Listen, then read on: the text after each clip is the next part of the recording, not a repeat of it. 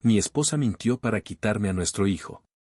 En respuesta, envié todas las pruebas de sus infidelidades al padre de su amante. Al final, ella lo perdió todo, su trabajo, su casa y su reputación. Los últimos meses de mi vida han sido un auténtico infierno. No le desearía esto a nadie, excepto a mi exesposa, a quien ahora he empezado a odiar sinceramente. Es la persona más malvada con la que he tenido que lidiar.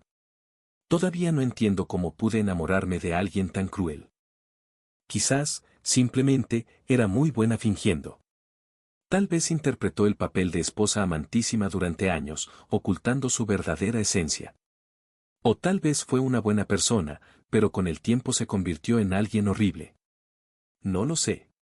Perdonen si sueno confuso, pero necesito desahogarme. No he podido contarle esto a nadie.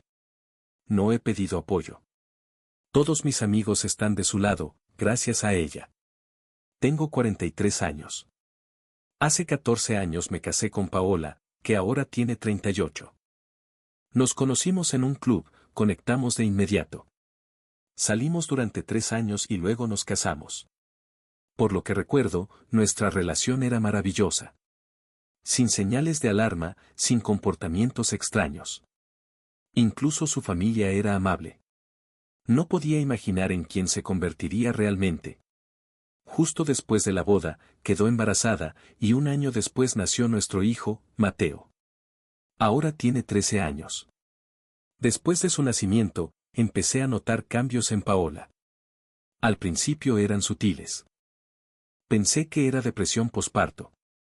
Fue difícil, porque no sabía cómo manejarlo. Quería apoyarla, estaba dispuesto a aprender, pero claro, no era perfecto. Lo admito. Unos años después, me dijo que no sintió mi apoyo, aunque sabía que me esforzaba. Por alguna razón, para ella no fue suficiente. Respeté sus sentimientos. Hablamos de ello y pensé que todo se había arreglado. Pero en el fondo, sentía que ella todavía me guardaba rencor. Ella afirmaba que yo me lo estaba imaginando, que ya lo había superado. Pero yo sentía lo contrario. Cuando Mateo cumplió un año, de repente declaró que no quería más hijos. Eso me sorprendió. Siempre habíamos soñado con una familia numerosa. Pero entonces ella experimentó lo que era dar a luz. Lo dijo como si nunca hubiéramos discutido el tema. Yo quería un segundo hijo, pero para entonces ya se sentía cierta frialdad entre nosotros. No quise empeorar la situación y cedí. Al fin y al cabo, era ella quien tenía que pasar por el embarazo y el parto. La realidad de que solo tendríamos un hijo me mataba por dentro. Pero lo acepté. Acepté esa nueva vida. A pesar de las dificultades, pensaba que estábamos bien, que éramos una familia feliz. Al menos, quería creerlo. Después de la boda, Paola dejó su trabajo, quería ser ama de casa. Cuando Mateo cumplió 5 años, dijo que quería volver a trabajar. Yo dudé. No teníamos familiares cerca y la guardería era cara. Pero revisamos las finanzas y decidimos que podíamos permitírnoslo. Ella dijo que no era solo por el dinero. Se había perdido a sí misma y necesitaba el trabajo por su salud mental. Para mí, ese fue un argumento de peso. No discutí. Para mi sorpresa, el trabajo le sentó de maravilla. Se volvió más enérgica, más activa, participaba en la vida de nuestro hijo, era simplemente feliz. Todo mejoró, estaba mejor que nunca. Pensé que la carga de trabajo solo empeoraría su estado, pero fue todo lo contrario, y me alegré por ella. Nunca habría pensado que precisamente ese lugar de trabajo sería el comienzo de mi ruina. Cuando empezó la pandemia, la empresa donde trabajaba se vio muy afectada. Era una pequeña compañía local, principalmente con empleados mayores. Después de la pandemia, la empresa fue comprada por una gran corporación y casi todo el personal antiguo fue despedido. Paola tuvo suerte, la mantuvieron, pero la pasaron a teletrabajo. Al principio, a Paola le costó adaptarse a la nueva cultura laboral. No era en absoluto como antes. Y se quejaba todo el tiempo. Incluso le dije que si no le gustaba, podía renunciar. Pero no quería quedarse en casa. En ese momento había una recesión en la contratación y no quería quedarse sin trabajo. Con el tiempo, se acostumbró a las nuevas condiciones y todo volvió a la normalidad. A finales de 2021, su oficina adoptó un modelo híbrido, y 6 meses después, todos debían regresar a la oficina a tiempo completo. Le creí cuando dijo que así sería. Pero cuando empezó a volver a la oficina, todo cambió. Se quedaba hasta tarde en el trabajo, llegaba a casa agotada. Y cada vez que le preguntaba qué pasaba, respondía que tenía mucho trabajo. Era creíble. Y, por supuesto, siempre estaba exhausta. Prefería pasar todo su tiempo libre con Mateo. Nos convertimos en compañeros de piso, no en marido y mujer. Cualquier intento mío de hablar o resolver este problema era recibido con total indiferencia. Era muy desagradable. Estuve tenso e irritado la mayor parte de los últimos 2 años. Lo intenté todo. Propuse terapia. Incluso nos fuimos de vacaciones. Intenté hablar con ella, pero nada ayudaba. Ella simplemente se rió y dijo que tenía que aceptar que estaba envejeciendo y que las cosas no serían como antes. Me convenció también que ni siquiera se me ocurrió pensar que me estaba manipulando. Me estaba haciendo gaslighting tan intensamente que empecé a verme a mí mismo como el malo de la historia, solo por querer tener una relación normal con mi esposa. Simplemente dejé las cosas como estaban, al menos en apariencia. Pero todo esto me estaba consumiendo por dentro. Tenía la persistente sensación de que algo andaba mal. No tenía motivos para sospechar de ella. Ni pruebas, ni testimonios, ni juego sucio. Pero una parte de mí sentía que debía averiguar algo. Odio admitirlo, pero empecé a revisar su teléfono el año pasado. Pensé que podría encontrar pruebas de una aventura o algo sospechoso. Revisé sus registros de llamadas, mensajes de texto, correos electrónicos, todo.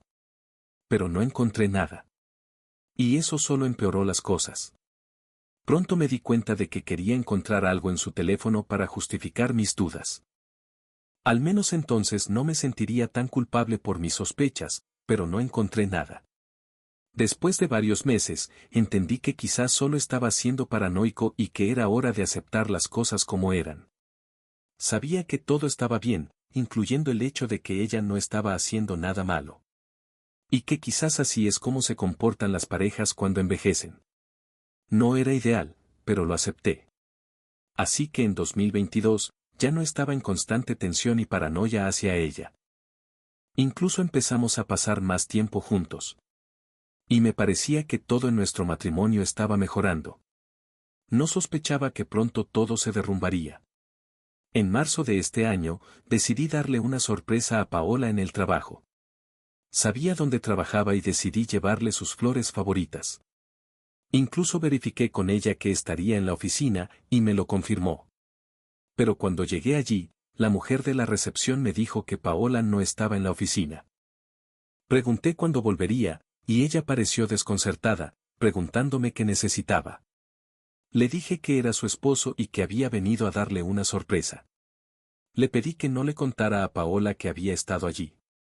Ella me miró con asombro, y luego su expresión cambió.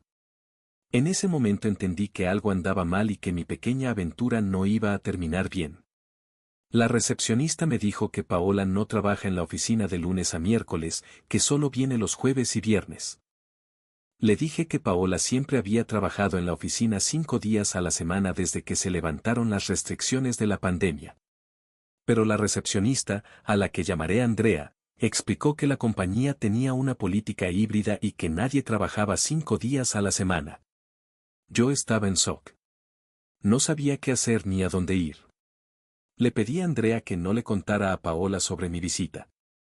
Y ella prometió que no diría ni una palabra. Andrea también me pasó un papelito con un número de matrícula y me aconsejó estar atento. Entendía a qué se refería, pero no quería creerlo. No podía aceptar la realidad, porque significaría el fin de mi matrimonio y la destrucción de la vida tal como la conocía. Le di las gracias a Andrea y decidí seguir a Paola durante unos días para averiguar a dónde iba. En menos de una semana, descubrí que estaba teniendo una aventura. La vi con un hombre, entrando varias veces en la misma casa. Comprendí lo que estaba pasando. Estaba tan deprimido que solo quería que esta pesadilla terminara. Ni siquiera me molesté en averiguar quién era ese tipo. Un día, cuando Paola volvió del trabajo, le dije que lo sabía todo y que ya no quería estar con ella. Le dije que quería el divorcio y que tenía que irse de la casa con sus cosas en el plazo de una semana. Ella quedó estupefacta. Al principio empezó a reír, intentando convencerme de que estaba loco, que no era verdad, pero no la escuché. Repetí que lo sabía todo y que no me dejaría manipular más. El matrimonio había terminado. Ella había perdido. Lo vi en sus ojos. Se volvió loca, gritaba, lanzaba cosas. Decía que no podía hacerme esto, que ella no estaba equivocada y que no permitiría que la dejara. Gritaba a todo pulmón. Yo también quería gritar, pero no tenía fuerzas. No podía hacerlo. La dejé gritar. Intentaba por todos los medios provocar una reacción en mí, pero no le di esa satisfacción. Eso la enfureció aún más. Cuando se dio cuenta de que yo no me enfadaba y no podía ser manipulado, se golpeó la cabeza contra la pared. Me asusté mucho y corrí a detenerla para que no lo hiciera de nuevo. Ella intentó hacerlo de nuevo, y me di cuenta de que no podía manejarla solo. Llamé a la policía, y los siguientes 15 minutos fueron los más angustiosos de mi vida. Se comportaba como si hubiera perdido el control, y fue demasiado doloroso incluso de describir. Le conté a la policía lo que había pasado y les dije que estaba preocupado y no quería que se quedara en la misma casa conmigo. Preguntaron si tenía familia. Respondí que no, pero ella dijo que iría a quedarse con Marcos, su compañero de aventura. Resultó ser la opción más adecuada. Y así fue. Fue una noche larga, porque todo el tiempo que estuvimos discutiendo, Mateo estaba en su habitación en el piso de arriba y lo escuchó todo. Aunque es inteligente y maduro para su edad, es solo un niño y no debería haber presenciado eso. Nadie debería ver a su madre golpearse la cabeza contra la pared. Hablé mucho con él, y hubo muchas lágrimas. Intenté ser justo con Paola. Sinceramente, pensé que lo peor ya había pasado. Solicité el divorcio y, para mi sorpresa, durante los días siguientes, Paola cooperó. Todavía no sé qué sentía entonces. Por un lado, me alegraba que no me complicara la vida, pero por otro, lamentaba que no luchara por nosotros. Aceptó el divorcio tan fácilmente, como si siempre lo hubiera querido. No me quedó más que aceptar la realidad. Y no sospechaba que Paola dedicaría cada minuto libre a mentir sobre mí y a poner a mis amigos en mi contra. Creó una historia en la que yo era el problema del matrimonio, que la había agredido e insultado repetidamente, que intentaba controlarla y que por eso nuestro matrimonio se había roto.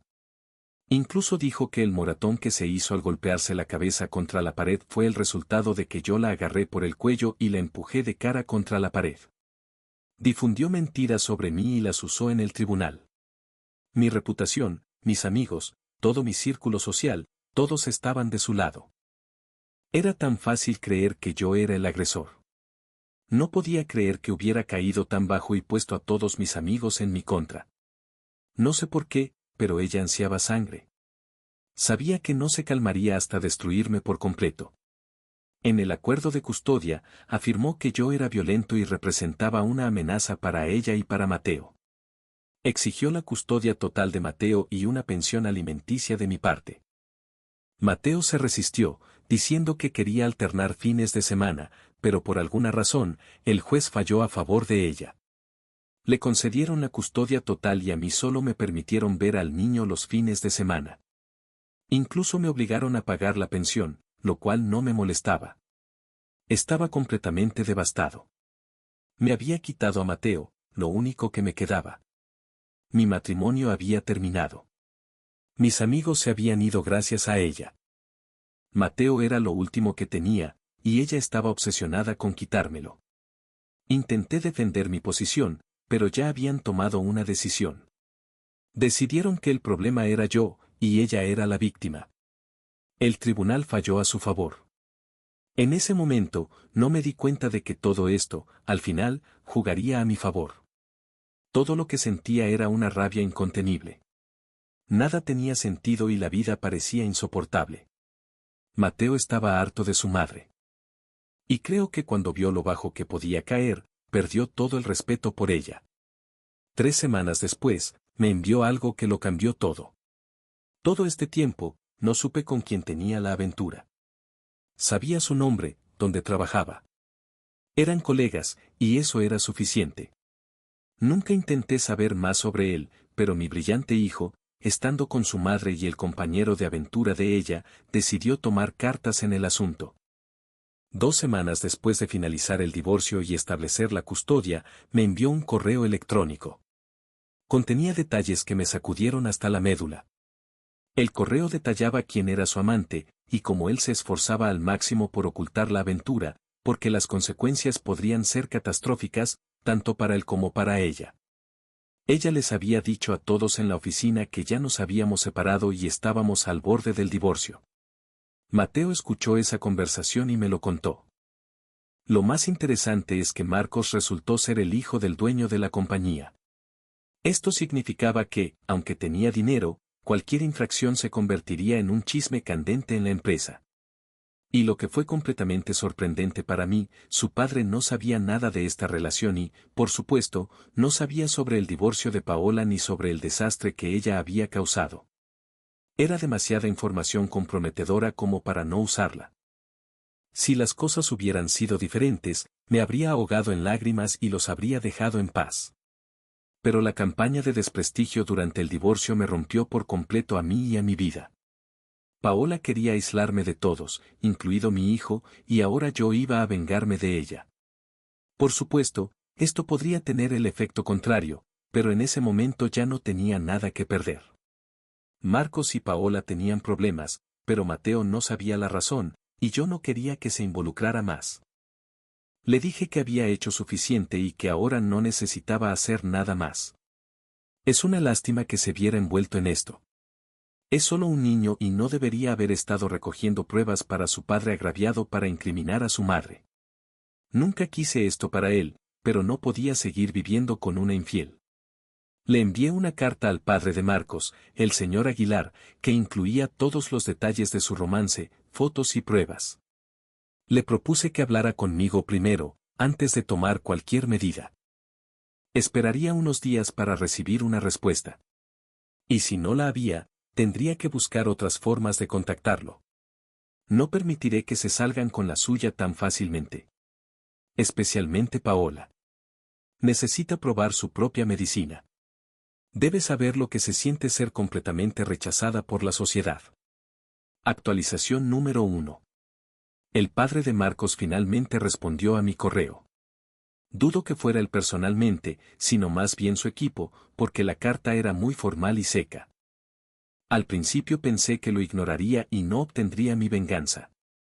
Me pidió que nos reuniéramos en un restaurante cercano después de las 6 de la tarde, pero me preocupaba que fuera un callejón sin salida y que no saliera nada de esto.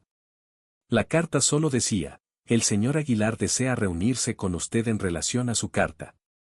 No quería ir porque sentía que era un callejón sin salida, pero me obligué a ir y me alegro de haberlo hecho, porque ahora todo se pone interesante. Cuando me senté allí, al principio fue incómodo. Fue una de las reuniones más extrañas de mi vida. Pero poco a poco empezamos a hablar. Le conté todo lo que sabía sobre el romance de Paola y Marcos. Le expliqué muy detalladamente cómo me enteré. No mencioné a Andrea, porque no sabía si el señor Aguilar estaba de mi lado y no quería que ella tuviera problemas por intentar ayudarme. Él escuchaba atentamente, haciendo algunas preguntas. Su rostro se ponía serio. Era imposible saber qué estaba pensando. Cuando terminé, dijo que tomaría el asunto en sus propias manos. Yo estaba frustrado y le pregunté si debía esperar alguna acción o si todo quedaría como estaba. Le dije que si no planeaba hacer nada, estaba bien. Pero le agradecería que me lo hiciera saber, porque no quería hacerme ilusiones de obtener algún tipo de justicia. Mi esposa me falló, el tribunal me falló y mis amigos me fallaron. Solo quería saber si debía esperar algo. El señor Aguilar suspiró profundamente y dijo que entendía mis preocupaciones y que se encargaría de Paola y de su hijo. Dijo que en su empresa había una política estricta que prohibía las relaciones entre empleados, y dado que Paola había violado esa política, le esperaban serias consecuencias. También dijo que había perdido por completo la confianza en Marcos por ocultar su infidelidad. Le dije que, aunque no me gustaba ese tipo, Paola y Marcos habían estado juntos 1 año y medio. Y el señor Aguilar me contó algo que me dio ganas de reír y llorar al mismo tiempo. Dijo que Marcos tenía una prometida en otra ciudad, con la que se veía de jueves a domingo. Todo el drama con Paola era exactamente eso, un drama. Él llevaba una doble vida.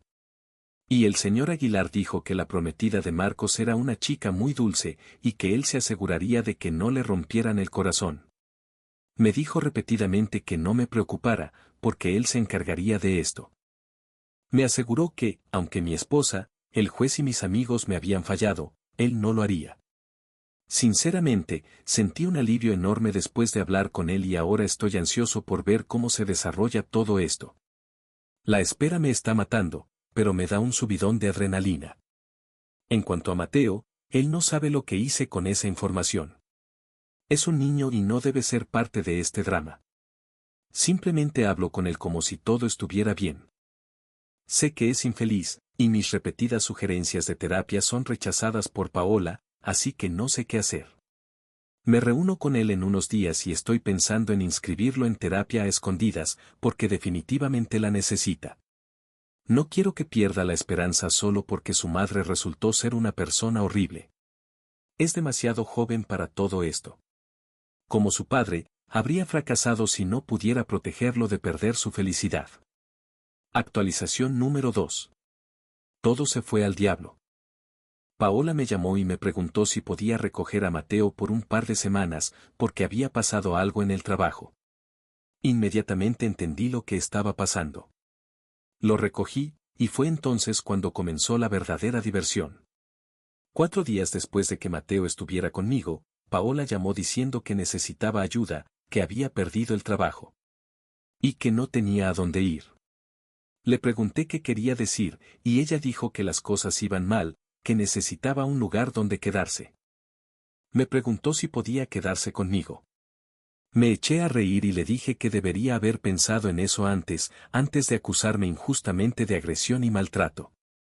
Entonces confesó que lo hizo por insistencia de Marcos y que lo lamentaba mucho. Paola no sospechaba que estaba grabando nuestra conversación, porque necesitaba esa confesión grabada. Tan pronto como obtuve lo que quería, envié la grabación de audio a algunos de nuestros amigos, y las disculpas comenzaron a llover. Ya le había dicho a Paola que no era bienvenida en mi casa.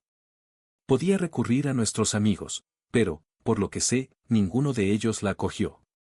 Si su situación es tan mala que no tiene a dónde ir, significa que ella y Marcos terminaron. No sé por qué sucedió. Si fue por su prometida o porque el señor Aguilar hizo algo. Todo lo que sé es que Paola está sufriendo mucho en este momento. Tal como yo sufrí hace unas semanas. El regreso de Mateo lo ha hecho todo mucho mejor. Pasamos mucho tiempo juntos, y Mateo parece más relajado aquí. Voy a hablar de nuevo con mi abogado sobre el acuerdo de custodia, porque Paola no tiene trabajo ni casa, y no puede cuidar de él. Además, con esa grabación que tengo, es posible que pueda obtener la custodia total de Mateo. No estoy seguro, pero no me detendré hasta recuperar a mi hijo. Actualización número 3. No puedo revelar mucho porque el proceso aún está en curso. Mateo solicitó al tribunal que le permitiera quedarse conmigo, y el juez, de alguna manera, está siendo más receptivo a lo que Mateo quiere. Esta vez, mi abogado habló con el abogado de Paola y le dijo que teníamos su confesión grabada. Si intentaba hacer algo, la presentaríamos al tribunal. Paola se mostró muy cooperativa. Demasiado cooperativa, si me preguntan.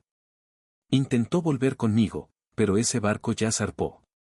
Ahora vive en casa de un amigo, y es todo lo que sé de su situación. Pero se lo merece. Necesita sufrir y entender que lo que hizo puede volvérsele en contra. Pensaba que estaba en la cima del mundo con su divorcio, su trabajo y su noviecito. Lástima que solo hicieron falta unas pocas semanas para que todo eso se derrumbara. Puede pasar el resto de sus días pensando en cuánto la arruinó y lamentando cada decisión que tomó. Yo he terminado con ella. Y así termina el relato de nuestro protagonista. Una venganza sin duda calculada.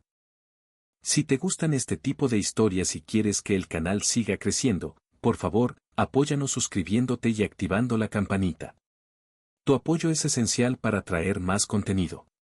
Personalmente, creo que la esposa cavó su propia tumba en el momento en que usó acusaciones falsas de agresión en el tribunal. ¿Qué opinan ustedes? ¿Creen que el protagonista se pasó de la raya al contactar al padre del amante?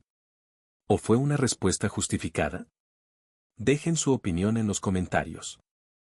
Pero si esta historia trata sobre una mentira que destruyó una familia desde dentro, la siguiente historia trata sobre la hipocresía pública, y cómo un hombre que predicaba valores familiares fue expuesto por su propia hija. Segunda historia. Una mujer acusó a un sacerdote de la muerte de su esposa. Todo ocurrió en los comentarios de una red social. Me topé con una publicación de una especie de psicólogo con el mensaje: nadie necesita amas de casa, los hombres podemos hacerlo todo nosotros mismos. En la publicación se desarrollaba una acalorada discusión. Un sacerdote en particular estaba siendo especialmente agresivo, escribiendo comentarios ofensivos y denigrantes a muchas mujeres. Decidiendo ponerse a sí mismo como ejemplo, describió su vida en detalle, cómo trabajaba como burro y cómo heroicamente cocinaba en su vida familiar. De estas descripciones se desprendía que él prácticamente nunca se había ocupado de las tareas del hogar. Todo recaía primero en su madre, luego en su esposa, que trabajaba y además cuidaba de los niños. Lamentablemente, la esposa falleció, y después de eso, las tareas domésticas fueron organizadas por sus hijas, las amigas de sus hijas, su ahijada y, actualmente, una empleada de limpieza.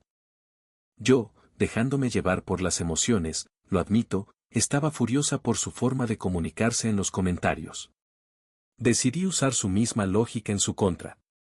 Ya saben cómo culpan a las esposas, supuestamente por no cuidar a sus maridos. Así que le escribí bruscamente que él era el culpable de la muerte de su esposa. Y que su ejemplo era bastante pobre. El santo varón se ofendió tanto que terminó amenazándome, diciendo algo como: cuida tus espaldas. La cuestión es que él es un blogger y en su página personal se quejó de cómo las malvadas feministas lo habían ofendido. En su publicación, se indignaba de que fuéramos tan bruscas, que estábamos construyendo mal el feminismo, e incluso incluyó un enlace a la publicación original, donde se veía perfectamente lo desagradable que era su forma de comunicarse con las mujeres en los comentarios, insultando y comportándose de manera muy baja. En los comentarios a esa publicación, ocurrió algo sorprendente. Que su rebaño lo apoyara era de esperar, pero lo inesperado fue la intervención de su propia hija. Resulta que su papito nunca supo cómo llevar una casa, y solo se ocupaba de las tareas domésticas y no lograba endosárselas a alguna mujer. No celebra los cumpleaños de su hija en casa precisamente porque papito invita a gente esperando que cocine otro, no él.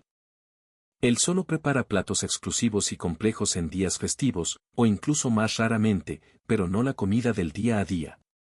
Y él se jactaba de que su esposa, enferma, con trabajo e hijos, cocinaba de noche porque, atención, así le resultaba más cómodo.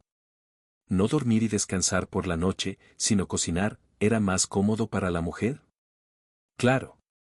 Y las hijas de este sacerdote aclararon directamente que, en cuanto a las tareas domésticas, mejor se callara, y que esas malditas feministas no estaban tan equivocadas.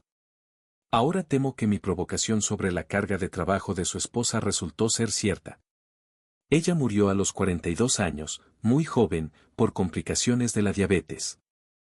Teniendo en cuenta que este papito miente más que habla, es muy probable que la necesidad de ir a trabajar, ocuparse de la casa y de los niños al mismo tiempo no le permitiera a la mujer ocuparse de su salud a tiempo. ¿Acaso me equivoqué al decir lo que dije? Y con esa pregunta de la autora, termina esta segunda historia.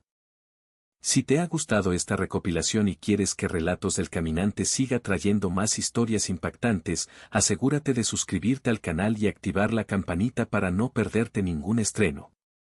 Tu apoyo es fundamental para el desarrollo del canal. ¿Y ustedes qué opinan? ¿Estuvo bien la autora al confrontar a este sacerdote, o cruzó una línea al mencionar a su esposa fallecida? Personalmente, creo que la hija fue la verdadera heroína al exponer la hipocresía de su padre. ¿Merecía él esa humillación pública? Escriban sus pensamientos en los comentarios.